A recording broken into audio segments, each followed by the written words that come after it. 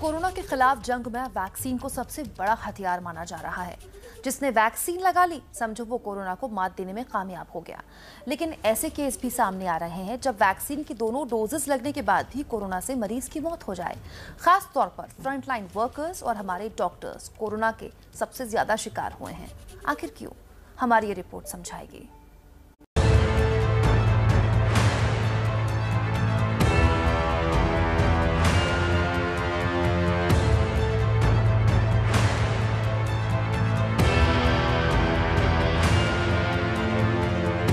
Corona virus के खिलाफ जो जंग चल रही है, उसमें जो सैनिक सीधे मैदान में हैं, वो हमारे हेल्थ वर्कर्स हैं। अपने परिवार और खुद की जान की परवाह किए बगैर कोरोना मरीजों के इलाज में जुटे इन फ्रंटलाइन वर्कर्स में भी सबसे अहम और सबसे खास वो डॉक्टर्स हैं जो जान की बाजी लगाकर कोरोना मरीजों का मुस्तैदी से इलाज कर रहे हैं। शारीरिक और मानसिक परेशानियों के बीच दिन रात 24 घंटे पीपीई किट पहने इन कोरोना वॉरियर्स की ये कुर्बानी देश शायद ही कभी भुला सकेगा। कोरोना संक्रमण के खतरे के बीच अपनी ड्यूटी को अंजाम देने के लिए इन डॉक्टर्स का पहला सुरक्षा कवच पीपीई किट और मास्क होता है।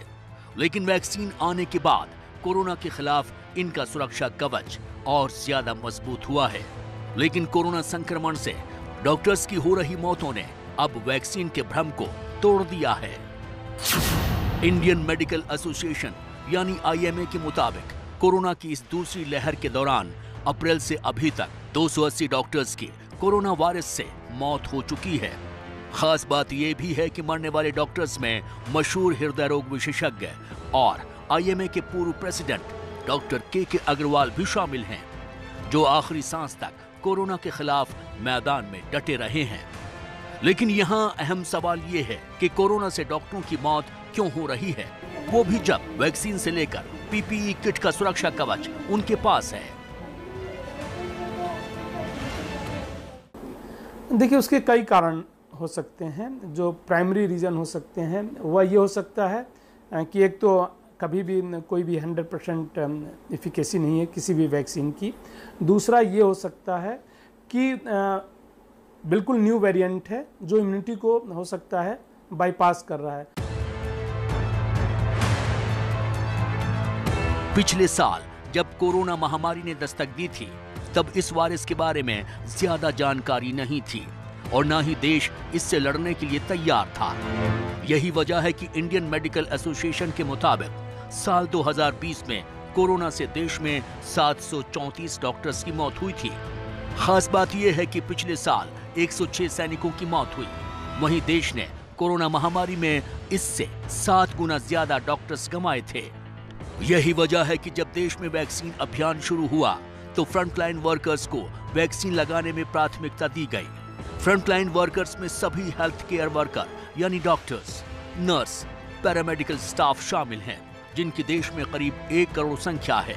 नॉर्मल डेटा के मुताबिक जिन्हें वैक्सीन लग चुकी है उन्हें सीरियस इन्फेक्शन नहीं होता है और रेट ऑफ इन्फेक्शन भी 2 से 0.03% ही है। लेकिन डॉक्टर कम्युनिटी में ही कई ऐसे केस देखने में आ रहे हैं जिनमें वैक्सीन के दोनों डोज लेने के बाद भी मौतें हो रही हैं और इसकी एक मिसाल डॉक्टर शेखर भी हैं। दिल्ली के संत परमानंद अस्पताल के chief executive director doctor Shekhar एक जाने माने ऑर्थोपेडिक सर्जन थे। डॉक्टर शेखर पिछले करीब 27 सालों से इसी अस्पताल से जुड़े हुए थे और आखिरी वक्त तक मरीजों की सेवा में लगे रहे। 68 साल के डॉक्टर शेखर ने कोरोना वैक्सीन के दोनों डोज लिए थे। बावजूद इसके 22 अप्रैल को वो कोरोना संक्रमित हो गए और आखिरकार उनकी मौत हो गई। इस वक्त हम राजधानी दिल्ली के संत परमानंद अस्पताल के बाहर मौजूद हैं, जहां के chief executive director doctor Shekhar Agarwal ने कोरोना के चलते अपनी जान गंवा दी। 68 साल के डॉक्टर शेखर अग्रवाल की अगर अब आपको जानकारी दें तो वे राजधानी दिल्ली के एक जाने माने हड्डियों के सर्जन थे और पिछले कई वर्षों से अपनी सेवाएं राजधानी दिल्ली के अलग अलग अस्पतालों में दे रहे थे।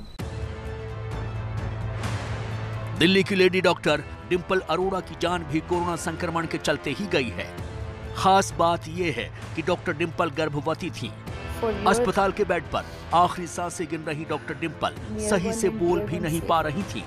फिर भी उन्होंने जाते जाते पति से ये कहा कि ये वीडियो लोगों को दिखाना ताकि कोरोना संक्रमण में लोग लापरवाही न बरतें। किसी की भी न हो।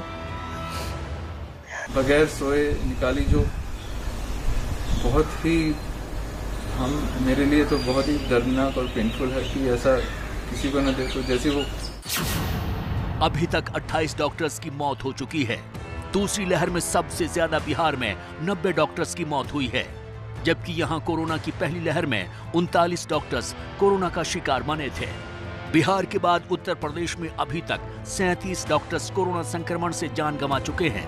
आंध्र प्रदेश में 22, तेलंगाना में 19, महाराष्ट्र में 13, तमिलनाडु में 10। इसके अलावा दूसरे राज्यों में 10 से कम डॉक्टर्स की मौत हुई है। जानकारों के मुताबिक कोरोना संक्रमण से डॉक्टर्स की मौत के पीछे सबसे बड़ी वजह इलाज के दौरान उनका कोरोना मरीजों के करीब जाना है, जहां वायरल लोड बहुत ज्यादा होता है। कोरोना महामारी की वजह से पिछले 1 साल से डॉक्टरों के काम का बोझ बेहद बढ़ा है। उन्हें आराम का मौका नहीं मिल रहा है, जिसका उनकी सेहत और उनके शरीर की रोग प्रतिरोधक क्षमता यानी इम्यूनिटी पर बहुत बुरा असर पड़ा है। सबसे खास बात यह है कि IMA के मुताबिक 66% डॉक्टर्स को ही कोरोना वैक्सीन लग सकी है। हो सकता है कोई ऐसा वेरिएंट आ जाए जो वेरिएंट हो सकता है ना हमें पता हो, लेकिन बिल्कुल ही नया वेरिएंट है और वह किसी भी वैक्सीन की इम्यूनिटी को जो है स्केप कर सकता है। तो ये भी कारण हो सकता है। इन सब कारणों से जो है कहा जा सकता है कि इवन वैक्सीन लेने के बाद भी संभावना, इसीलिए हम कहते हैं कि वैक्सीन लेने के बाद भी आप कोविड एप्रोप्रिएट बिहेवियर का फॉलो करें। कोरोना की दूसरी लहर आम मरीजों ही नहीं बल्कि डॉक्टर्स के लिए भी मौत का पैगाम लेकर आई है। अभी तक सैकड़ों डॉक्टर्स के नाम कोरोना की काली सूची में शामिल हो चुके हैं। कई केस तो ऐसे भी सामने आ रहे हैं जहां वैक्सीन के दोनों डोज लेने के बाद भी डॉक्टर्स संक्रमित हो रहे हैं। ऐसे में डॉक्टर तबके के बीच भी कोरोना का भय छाया है। लेकिन मौत के इस खौफ को पीछे छोड़ते हुए मेडिकल की पढ़ाई कर रहे छात्रों ने भी अब कोरोना के खिलाफ मोर्चा संभाल लिया है। उत्तर प्रदेश में MBBS अंतिम वर्ष के ये छात्र कोरोना संक्रमितों की देखभाल में जी जान से जुट गए हैं। अभी क्योंकि हमको हमारे देश को ज़रूरत थी, तो इसलिए हम लोगों को भी कोरोना की ट्रेनिंग में लगा दिया गया और अभी हमको भी ऐसा मौका मिला कि जहाँ पे हम अपने देश की सेवा कर पाए, जिनको ज़रूरत है उनको कुछ मदद कर पाए। लखनऊ की सरीना जहरा का यूं तो फैमिली बैकग्राउंड सेना से जुड़ा रहा है, लिहाजा देश सेवा का जज्बा लिए वो भी अब उस वायरस के खिलाफ मैदान में कूद पड़ी हैं, जो लगातार रूप बदलकर लोगों की जान ले रहा है। इस अदृश्य दुश्मन से निपटने के लिए सरीन जैसे युवा चिकित्सकों के पास PPE किट का ये सुरक्षा कवच है, तो वैक्सीन और दवाइयों के हथियार भी हैं। और सबसे बड़ी बात, इनके पास सेवा करने का वो जज्बा है जो कोरोना महामारी से पार जाने की उम्मीद भी जगा रहा है।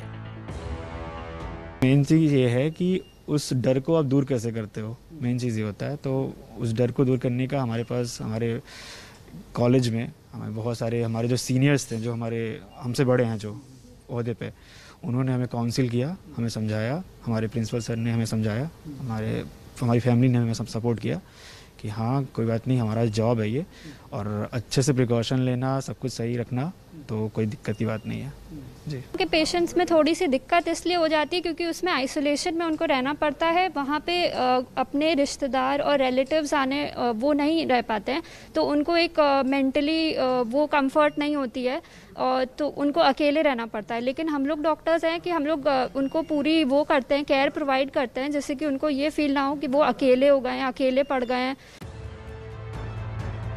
कोरोना महामारी का ये वो भयावह दौर है जब तीमारदार मरीज का साथ छोड़ रहे हैं, तो वहीं शमशान तक भी लोगों का साथ नहीं मिल पा रहा है।